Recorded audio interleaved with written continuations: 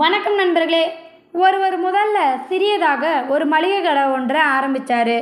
அப்புறம் jewellery shop, hotel, துணிக்கடை, department store என வளர்ந்தது.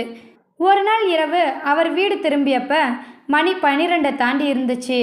வழக்கமாக அவரை எதிர்கொண்டு அழைக்க காத்திருக்கும் மனைவி அன்றைக்கு இல்லை. வீட்டு பணியாளர் தான் கதவை திறந்தார். அவர் முகக்குறிப்பை உணர்ந்து அந்த பணியாளர் சொன்னார், ஐயா, அம்மாவுக்கு திடீர்னு மயக்கம் வந்துடுச்சு. ஹாஸ்பிட்டலுக்கு போய் ட்ரீட்மெண்ட் எடுத்துவிட்டு இப்போ தான் 1 மணி நேரத்துக்கு முன்னாடி வந்தாங்க. ரூமில் நிம்மதியாக தூங்குறாங்க. ஏன், என்னாச்சு? ப்ரெஷர்னு டாக்டர் சொல்லியிருக்காங்க. ஆனால் பயப்பட தேவையில்லையாம். மருந்து மாத்திரைகளை சாப்பிட்டு ரெஸ்ட் எடுத்தால் சரியாக போயிடுமாம்.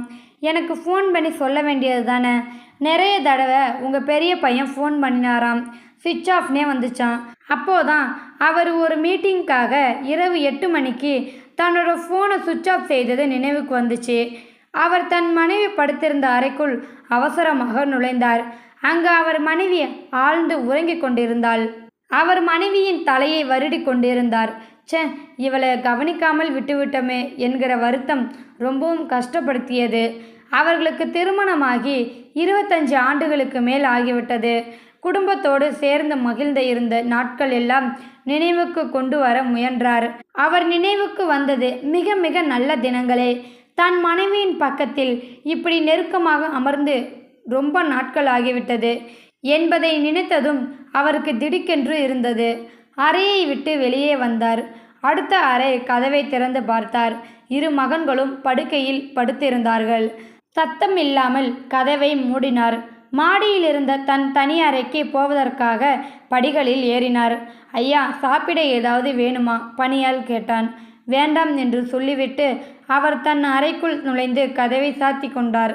உடையை மாற்றிக்கொண்டு கட்டிலில் அமர்ந்தார். இவ்வளவு சம்பாதித்து என்ன பிரயோஜனம்? நாம யாருக்காக வாழ வேண்டும்? பிள்ளைகள், மனைவி இவர்களோடு கூட நேரத்தை செலவழிக்க முடியாமல் அப்படி என்ன பிஸ்னஸ்? என்னென்னவோ யோசனை வந்தது.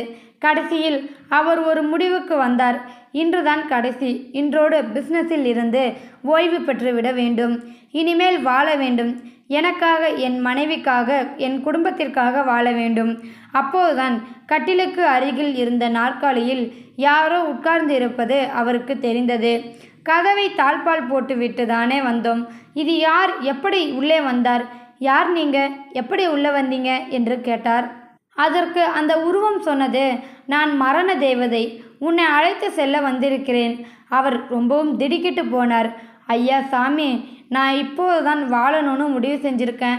இப்போ போய் என்னை கூட்டிட்டு போக வந்திருக்கீங்களே, கொஞ்சம் அவகாசம் கொடுங்க. அவர் எவ்வளவோ பேசி மன்றாடி பார்த்தார். தன் செல்வத்தை எல்லாம் கொடுப்பதாக சொல்லி பார்த்தார். ஆனால் மரண தேவதை அவருக்கு செவிசாய்க்க மறுத்தது.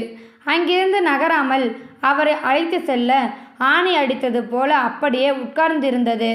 ஒரே 1 மணி நேரம் மட்டும் அவகாசம் கொடுங்க ஐயா. என் மனைவி, குழந்தைகளுக்கு நான் செய்ய வேண்டிய கடமைகள் இருக்கு. அதை முடித்து விடுவேன் என்று கேட்டார். அதற்கும் மரண தேவதை ஒப்புக்கொள்ளவில்லை.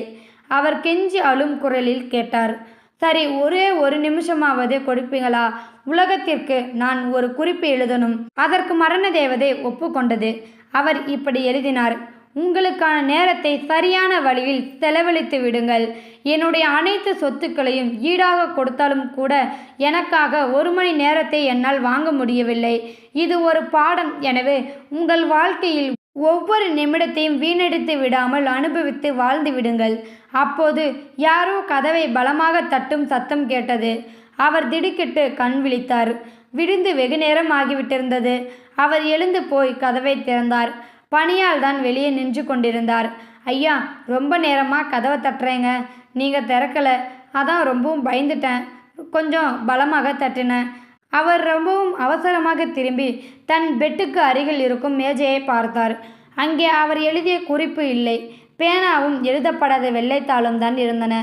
இந்த வீடியோவில் கருத்து உங்களுக்கு கண்டிப்பாக பிடிச்சிருக்குன்னு நினைக்கிறேன். பிடிச்சிருந்தா லைக் பண்ணுங்கள், ஷேர் பண்ணுங்கள், கமெண்ட் பண்ணுங்கள், மறக்காமல் சப்ஸ்கிரைப் பண்ணுங்கள். தேங்க்யூ ஃபார் வாட்சிங்.